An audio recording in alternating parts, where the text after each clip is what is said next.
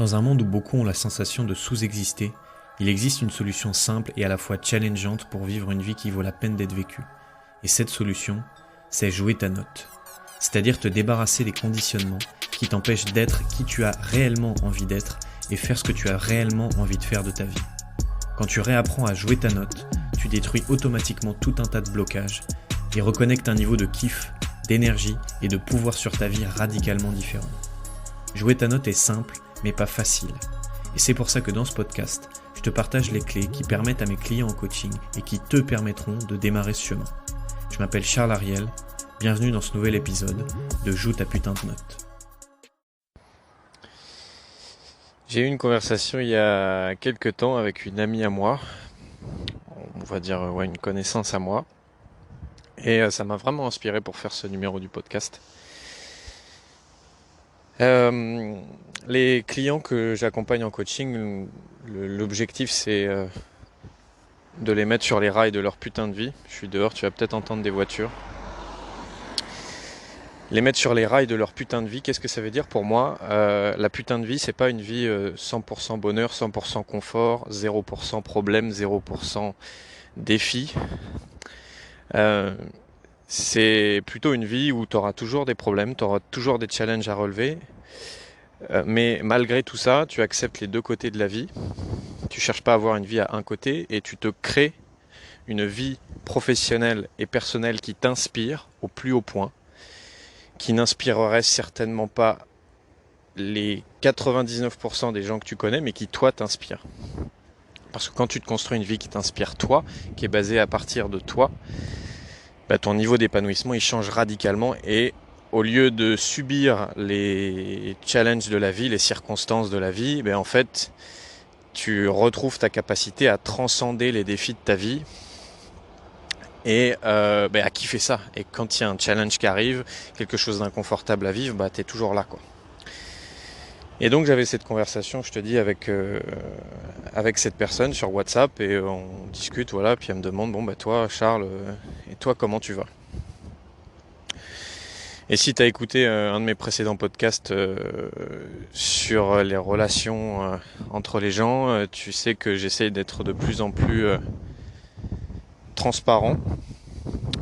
Et à certains moments, quand on me demande comment ça va, de dire vraiment est-ce que ça va ou pas, ou est-ce que j'ai des hauts et des bas, ou est-ce que je suis plutôt triste en ce moment, est-ce que je suis plutôt en manque d'énergie, est-ce que je suis plutôt hyper enthousiaste, voilà. Même si je suis coach, même si j'aide les gens à vivre leur putain de vie, de le dire, quoi.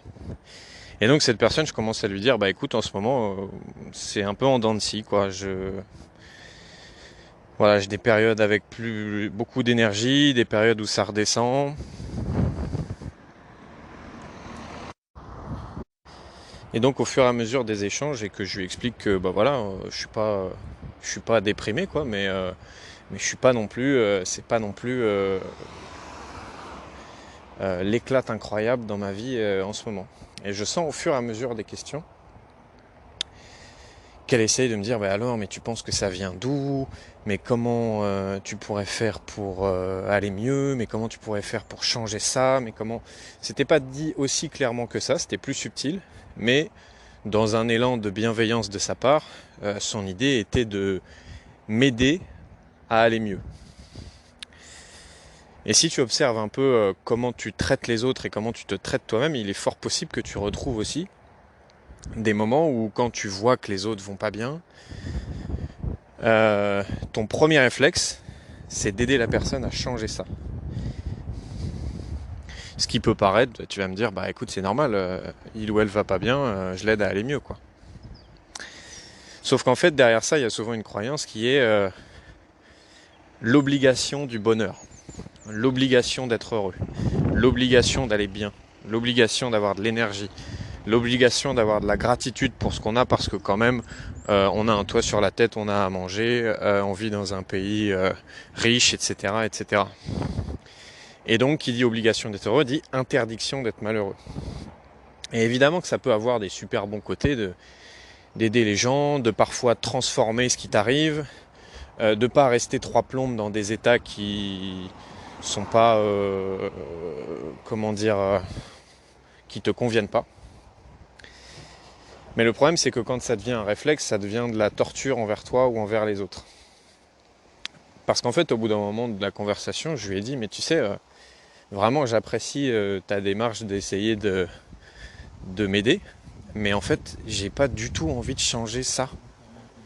J'ai pas du tout envie d'essayer que ça aille hyper bien en ce moment, d'essayer d'avoir plein d'énergie, d'essayer de pas être triste parfois. J'ai pas envie de changer ça. Et ça me va. Et en fait, pour moi, en ce moment, c'est l'hiver. C'est l'hiver. Et je vais pas me battre pour que ce soit le printemps ou l'été. Parce que pour le moment, dans ma vie, j'ai besoin de digérer des choses. J'ai besoin de prendre du temps pour moi. J'accepte que je vais pas avoir un niveau d'énergie qui est à 300% tout le temps. J'accepte que ma vie, ce soit une vie à deux côtés, c'est-à-dire pas une vie uniforme où il y aura que du plus et jamais de moins, que de la joie, jamais de la tristesse. Et en fait, ça me va. Et je vais pas me rajouter une couche dans tout ça en essayant de lutter contre l'hiver. Parce que tu sais quoi ?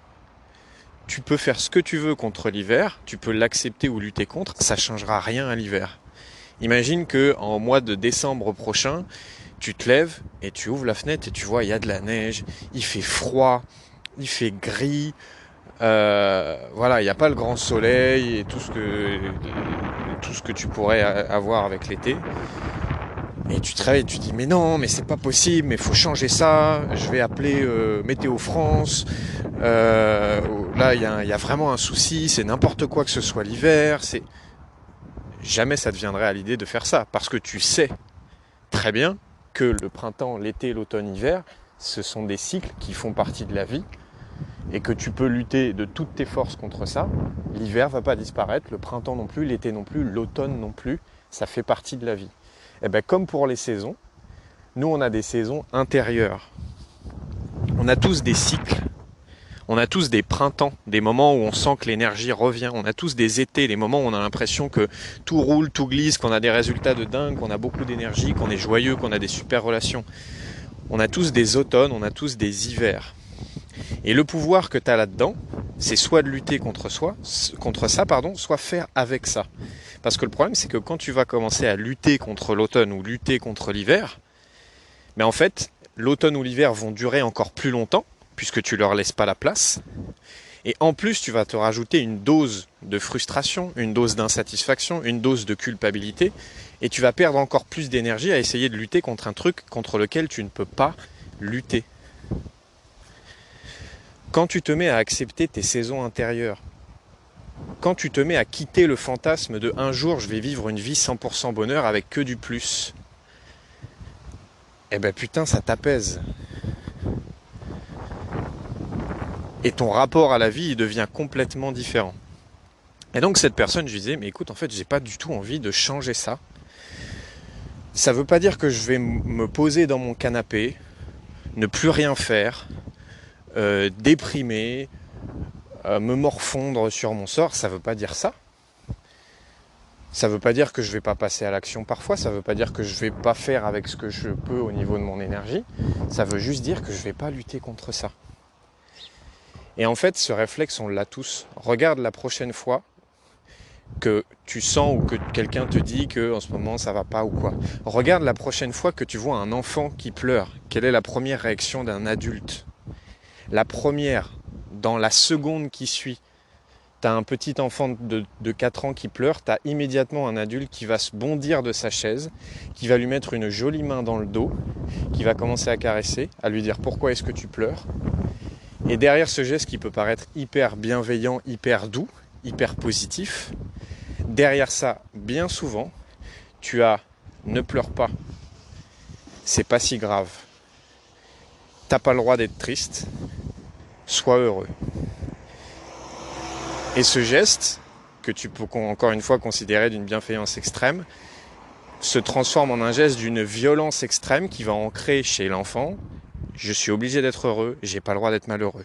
La joie c'est bien, la tristesse c'est mal. Avoir de l'énergie c'est super, avoir une énergie basse c'est mal. Et tu vas commencer à lutter contre tes saisons intérieures.